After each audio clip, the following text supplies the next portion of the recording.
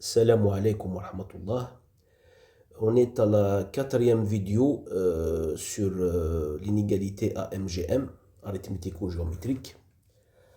Alors, il y a deux inégalités arithmético-géométriques. Il y a l'usuel, donc où les moyennes arithmétiques et géométriques sont des moyennes usuelles. Et il y a l'inégalité arithmético-géométrique où les moyennes sont pondérées, qui est plus générale. Alors, voici donc le théorème le plus général qu'on a obtenu. Donc, c'est l'inégalité arithmético-géométrique pondérée. Alors, c'est le théorème que vous voyez sur l'écran. Donc, soit n dans n étoile, un entier strictement positif. P, c'est égal P1, P2 jusqu'à Pn. Donc, c'est dans 0,1 puissance n, c'est-à-dire les PI, donc c'est dans l'intervalle ouvert 0,1. Avec la somme des PI, c'est égal à 1, ce qu'on appelle donc les poids.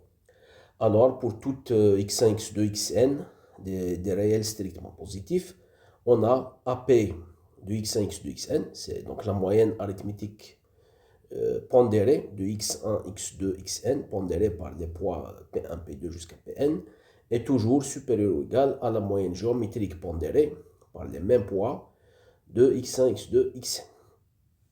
Et on a égalité, c'est-à-dire l'inégalité est atteinte si seulement si tous les xi sont égaux. Alors je rappelle que ici, AP, donc AP de x1, x2, xn, donc c'est la moyenne arithmétique pondérée du x1, x2, xn, donc pondérée par les poids P1, P2 jusqu'à Pn. Donc par définition, c'est P1, x1 plus P2, x2 plus jusqu'à Pn, xn. Et pour la moyenne géométrique pondérée, donc ça c'est x1 puissance P1, x2 puissance P2 et jusqu'à xn puissance Pn. Alors, à partir de là, on a le corollaire suivant, le corollaire qui suit. Donc ici, c'est l'inégalité à MGM usuelle, sans pondération, donc soit n dans n étoile. Alors, pour tout x1, x2, xn, des réels strictement positifs, la moyenne arithmétique de x1, x2, xn, ça c'est donc x1 plus c'est la somme sur n, donc plus xn sur n, est supérieur ou égal à la moyenne géométrique de x1, x2, xn, usuelle. Donc ça c'est x1, x2 produit jusqu'à xn, racine nème ou bien puissance 1 sur n. Avec donc égalité si seulement si x1 égale x2 égale jusqu'à égale xn. Alors, l'implication est évidente pour démontrer le corollaire à partir du théorème. Il suffit de prendre les poids tous égaux à 1 sur n. Donc ça c'est le théorème. Je l'ai déjà dit dans les vidéos précédentes. Donc théorème implique corollaire.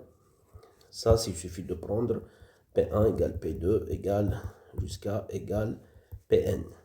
Et comme les poids, la somme des poids est égale à 1, donc c'est forcément égal à 1 sur n. Donc si on prend P1 égale P2 égale jusqu'à égale Pn égale 1 sur n, alors on obtient exactement le corollaire. Alors la vidéo d'aujourd'hui, le but de la vidéo d'aujourd'hui, c'est de voir que même l'implication inverse est vrai, c'est-à-dire si on peut partir du corollaire pour démontrer le théorème. Donc le but de la vidéo, c'est de vous montrer comment le corollaire implique le théorème.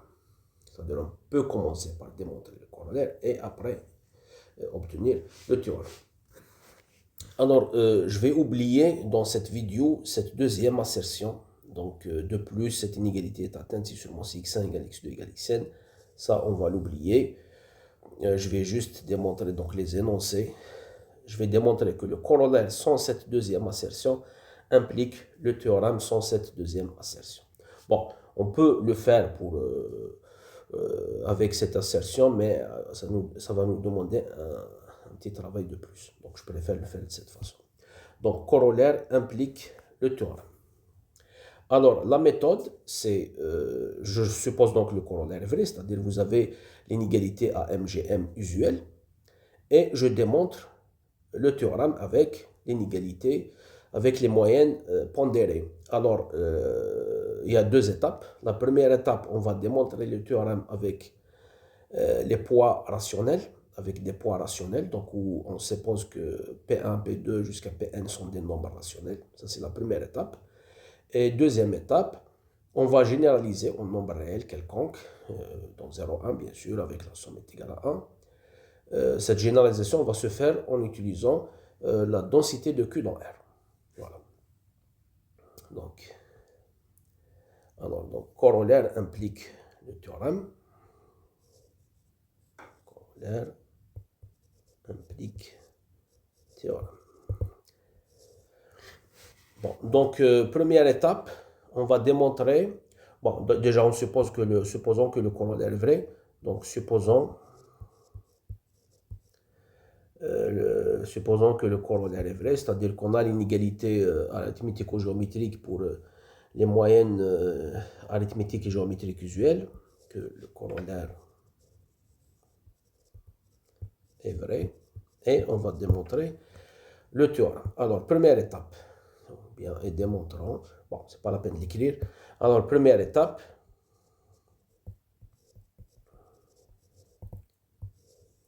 alors on va démontrer le théorème pour les poids rationnels. Donc, on démontre le théorème pour des poids rationnels. Des poids rationnels, c'est-à-dire que P1, P2, etc. sont dans Q. Bon, Q, donc, c'est-à-dire Q inter 0,1, bien sûr, parce qu'il faut qu'ils soient tous dans l'intervalle 0,1 avec la somme égale à 1. Alors, donc je vais fixer n, alors fixant n dans n étoile, l'entier strictement positif, et x1, x2, etc., xn, des réels strictement positifs. Et donc, supposons, et soit, bon, je considère donc des poids rationnels, donc P1, P2, Pn, dont Q inter 0,1, tel que la somme est égale à 1. Voilà, la somme est égale à 1. Alors, ce qu'on va faire, on va écrire donc les PI sous la forme de AI sur un dénominateur commun. Donc, je considère un dénominateur commun de ces nombres rationnels. Alors, considérons, je vais l'appeler par exemple grand N, un dénominateur commun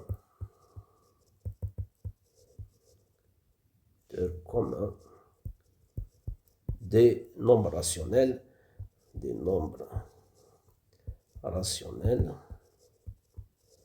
P1, P2 jusqu'à P. C'est-à-dire quoi? Donc, ça veut dire que les PI vont s'écrire, donc, P1, P2 jusqu'à Pn s'écrivent sous la forme. Alors, vous avez donc P1, c'est un certain A1 sur grand N, P2, c'est A2 sur grand N, etc. jusqu'à Pn, c'est AN sur grand N, avec A1, A2 jusqu'à AN, des entiers strictement positifs. Donc, A1, A2 jusqu'à AN, dans donc N étoile. Et puisque P1 plus P2 plus jusqu'à plus Pn égale à 1, donc le P1 plus P2 plus jusqu'à Pn égale à 1, ça c'est équivalent donc à dire que A1 plus A2 plus jusqu'à AN égale à grand N. Alors maintenant, il ne faut pas oublier que je supposais que le corollaire est vrai, c'est-à-dire que vous avez l'inégalité AMGM pour les moyennes usuelles, pour les moyennes arithmétiques et géométriques usuelles. Donc, d'après le corollaire, c'est-à-dire l'inégalité AMGM pour les moyennes usuelles, ou bien en appliquant de préférence, je vais l'écrire comme ça, en appliquant le résultat du corollaire, c'est-à-dire l'inégalité AMGM pour les moyennes usuelles, en appliquant le résultat du corollaire pour les réels strictement positifs suivants. Donc, quels sont les réels strictement positifs? Donc, ça va être x1. Donc, l'astuce, elle est là. Donc, x1, je vais le prendre exactement à 1 fois. Et puis, je passe à x2. x2, je vais le prendre exactement à 2 fois, etc. Jusqu'à xn, je vais le prendre exactement à n fois. Et j'applique l'inégalité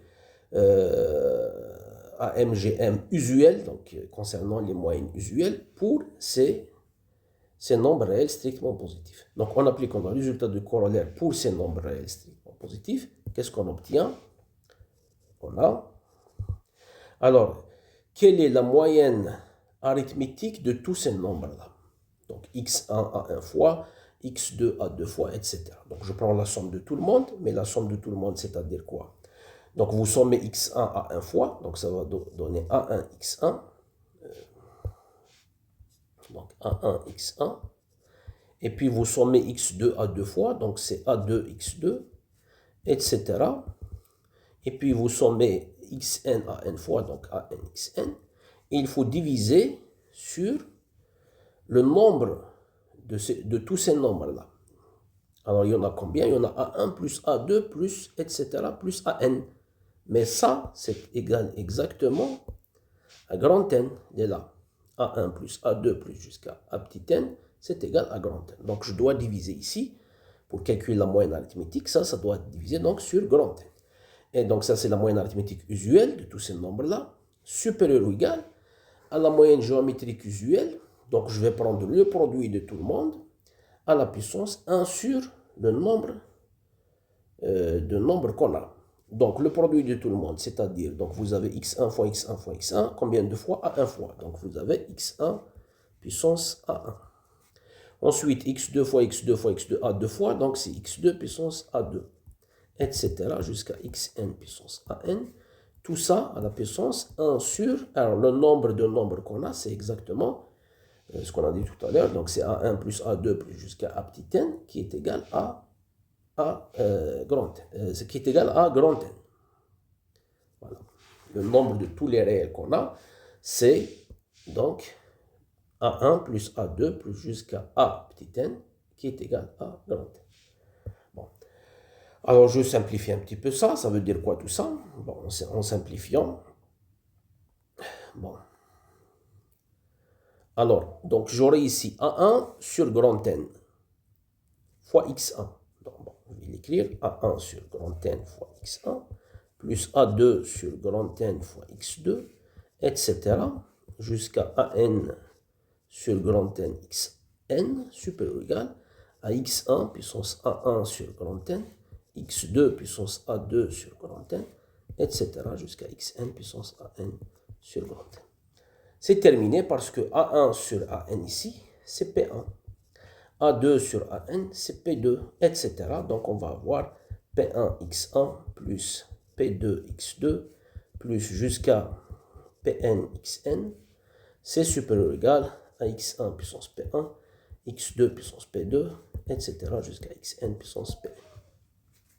Ça, ce n'est rien d'autre que la moyenne arithmétique pondérée par les poids pi, et ça, c'est la moyenne géométrique pondérée par les poids pi. C'est-à-dire, bon, je vais l'écrire correctement,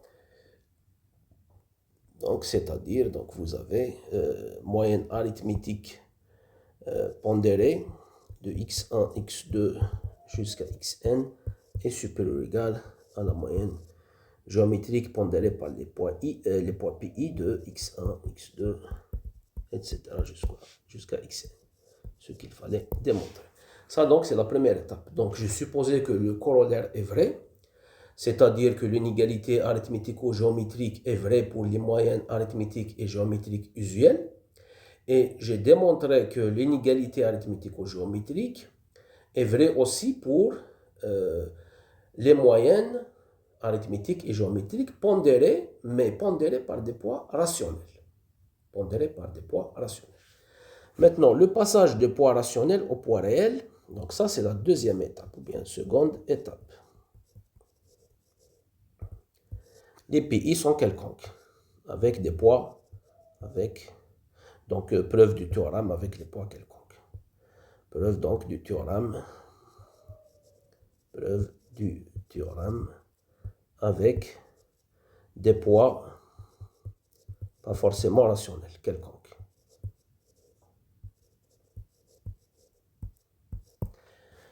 Alors, donc, toujours, je considère que n est petit n est fixé, donc, comme tout à l'heure, hein, fixons. Alors, dans la deuxième étape, je vais bien sûr m'appuyer sur le résultat de la première étape. Alors, donc, fixons n dans n étoile, et x1, x2, jusqu'à xn des réels strictement positifs, et soit, alors je vais prendre maintenant des poids quelconques, P1, P2 jusqu'à Pn, des nombres réels, donc non 0, 1, tels que P1 plus P2 plus jusqu'à Pn égale 1. Et je vais donc essayer de montrer que AP de x1, x2, xn est supérieur ou égal à GP de x1, x2, xn. Alors, ce qu'on va faire, on va utiliser la densité de Q dans R. Alors, d'après la densité de Q dans R, alors je peux trouver une suite de nombres rationnels qui convergent vers P1. Je peux trouver une autre suite de nombres rationnels qui convergent vers P2, etc. Donc, quel que soit le nombre réel que vous considérez, vous pouvez trouver une suite de nombres rationnels qui convergent vers ce nombre réel. C'est ça la densité de Q dans R. Donc, d'après la densité de Q dans R, il existe des suites rationnelles, c'est-à-dire constituées de nombres rationnels. Il existe des suites rationnelles. Alors, on va les appeler par exemple P1K, comme ça. Donc, l'indice K, ça varie par exemple dans N, ou bien dans N étoile. La deuxième suite, donc P2K, celle-là, donc, ça converge vers P2, etc. Je vais aller jusqu'à Pn-1. Je ne vais pas aller jusqu'à N, mais je vais aller jusqu'à Pn-1. Bon, c'est un peu technique, vous allez voir après pourquoi. Donc, il existe des suites rationnelles, c'est-à-dire des suites dans Q, telles que,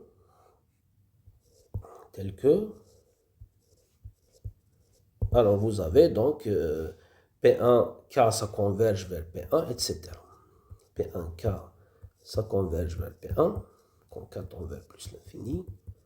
La même chose pour toutes les autres, donc P2K, ça converge vers P2, quand K tend vers plus l'infini, etc. jusqu'à Pn-1K qui converge vers Pn-1 lorsque K tend vers l'infini.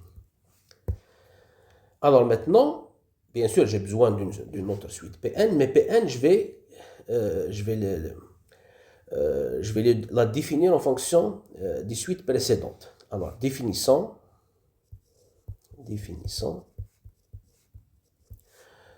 Pour tout cas, alors on va prendre par exemple K dans N si on veut. Pnk, alors je vais prendre tout simplement C1 moins P1K moins P2K, etc. moins Pn-1K. Voilà, ça c'est une définition. Pourquoi j'ai fait ça? Pour avoir la somme est égale à 1, de sorte que l'on ait donc si je somme, donc vous avez P1K plus P2K plus etc. plus PNK, et bien ça donne 1, quel que soit K dans N par exemple. Bon, j'en ai besoin de cette égalité. Maintenant, alors, pour pouvoir appliquer le résultat de la première étape, c'est-à-dire l'inégalité arithmético-géométrique pour les moyennes pondérées par des poids rationnels, pour pouvoir l'appliquer, il y a quand même un petit détail, c'est que les PIK doivent être dans 0,1, dans l'intervalle ouvert 0,1. Ça, c'est pas garanti, parce que c'est des suites réelles quelconques. Ce qui est sûr, c'est que P1K, ça converge vers P1, P2K, ça converge vers P2, etc. On n'est pas sûr que, par exemple, que P1K est dans l'intervalle 0,1. C'est une suite de nombres rationnels qui convergent vers P1. Alors, pour avoir des termes rationnels, ça vient du fait que la limite est dans l'intervalle 0,1. Pour s'assurer que P1K, par exemple, est dans 0,1, elle n'est pas forcément dans 0,1. Mais puisque sa limite est dans 0,1 et qu'elle, elle s'approche de plus en plus vers sa limite, alors, à partir d'un certain rang, forcément, les termes vont être dans l'intervalle 0,1 ouvert. Donc, puisque, alors, pour tout i, pour i dans 1, 2 jusqu'à n, alors peut-être j'ai oublié de dire un truc, sinon avant ça, bon, il y a quand même un petit truc à préciser, c'est que la suite PNK, donc la suite PNK, c'est quoi sa limite? Ben, la suite P1K, ça converge vers P1, donc la suite P2K, ça converge vers P2, etc. Donc la suite PNK, d'après sa définition, ça va converger vers 1 moins P1, moins P2, moins Pn moins 1, mais ça, c'est égal à Pn. Donc aussi, PNK, ça converge vers Pn, lorsque K tend vers plus l'infini. Maintenant, le problème technique qui reste donc à préciser, c'est de dire pourquoi, en réalité, les PIK ne sont pas forcément dans 0,1. Mais puisque les limites sont dans 0,1, les limites de ces suites sont toutes dans 0,1, alors à partir d'un certain rang, les termes de ces suites-là vont être tous dans 0,1. Parce que la suite, elle s'approche de plus en plus de sa limite. Donc ça, je vais l'écrire. Alors, donc, étant donné i dans 1, 2 jusqu'à n, puisque alors P, I, K, ça converge vers PI, lorsque K tend vers l'infini, et PI, cette limite-là, elle est dans 0,1, par hypothèse, alors, donc à partir d'un certain rang, donc on va l'appeler par exemple KI, il existe donc KI dans N, tel que PIK appartient à 0,1, quel que soit K supérieur ou égal à KI. Donc à partir d'un certain rang, PIK, ça va être dans 0,1. Pourquoi? Parce qu'elle s'approche de plus en plus de sa limite, et sa limite, elle est dans l'intervalle ouvert 0,1. Maintenant, pour avoir les PIK tous dans 0,1 pour n'importe quel i, il suffit de prendre K supérieur ou égal au maximum des KI. Alors, posons, bien définissons. Par exemple, j'appelle grand K, c'est le maximum des KI. Donc, qu'est-ce qu'on déduit? Donc, vous avez, quel que soit K supérieur ou égal à grand K, vous avez donc P1K, P2K, tout le monde. Tous ces points-là, P jusqu'à PNK, sont dans 0. Et puis, ils sont aussi rationnels. Et leur somme, c'est égal à 1. Et donc là, je peux appliquer l'inégalité arithmético-géométrique pondérée avec les poids rationnels. Donc ici, en fait, ils sont dans 0,1, ils sont dans Q, et la somme, on a vu que c'était 1. Donc là, d'après donc le résultat de la première étape, c'est-à-dire l'inégalité arithmético-géométrique pondérée avec des poids rationnels, donc d'après le résultat de la première étape, on a Donc c'est l'inégalité arithmético-géométrique avec ses poids rationnels. Donc, on a pour tout cas supérieur ou égal à k, la moyenne arithmétique de x1, x2, xn pondérée par ses poids rationnels. Donc, on utilise ces poids-là, par ces poids rationnels, est supérieure ou égale à leur moyenne géométrique pondérée par ces mêmes poids. Donc, ça veut dire que vous avez P1K x1 plus P2K x2 plus etc. Pnk xk supérieur ou égal à x1 puissance P1K, x2 puissance P2K, etc. jusqu'à xn puissance Pnk. Et c'est terminé, il ne reste qu'à faire tendre k vers plus l'infini. Donne ce qu'on cherche. Pourquoi? Parce qu'ici, il y a la continuité par rapport à ces paramètres PIK. Donc ici, P1K, ça va tendre vers P1, donc on va avoir P1X1.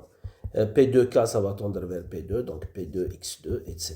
jusqu'à PNXN supérieur ou égal à X1 puissance P1, X2 puissance P2, etc. jusqu'à XN puissance Pn. C'est-à-dire que la moyenne arithmétique pondérée de x1, x2, xn, c'est supérieur ou égal à la moyenne géométrique pondérée par les mêmes poids de x1, x2, xn. Ce qu'il fallait démontrer. Voilà, donc en 2 étapes, j'ai démontré que l'inégalité arithmético-géométrique usuelle entraîne l'inégalité arithmético-géométrique pondérée par des poids réels quelconques. Voilà, donc je m'arrête ici. Je vous donne rendez-vous dans, comme d'habitude, 1 semaine, 2 semaines, ça peut aller jusqu'à 3 semaines. Et donc, j'envisage pour la prochaine fois, c'est pas sûr, mais j'envisage de vous parler un petit peu sur d'autres fonctions moyennes importantes. Donc, moyenne harmonique, moyenne quadratique, moyenne puissance, etc. Voilà, je m'arrête ici. Portez-vous bien et à bientôt.